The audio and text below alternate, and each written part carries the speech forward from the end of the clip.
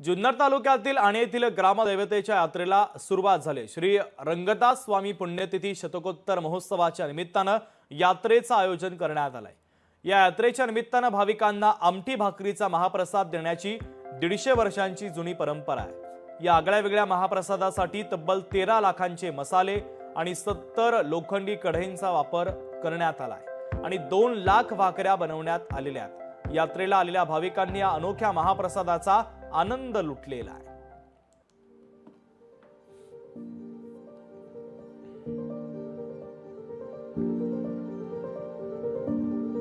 आजही स्वामीजीची पालखी निघते। ही स्वामीजी रात्री 12 वाजता राम मंदिराच्या दर्शनाला जायचे। त्याचं ती वेळ साधूनच स्वामींची पालखी सुद्धा दरवर्षी या ठिकाणी निघत असते।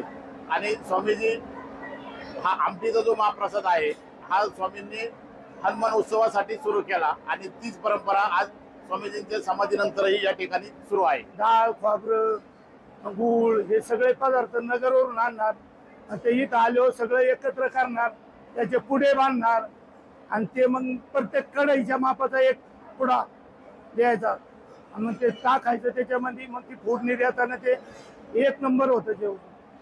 आणि हे जवळजवळ आता 40-45 वर्षाची परंपरा चालू आहे।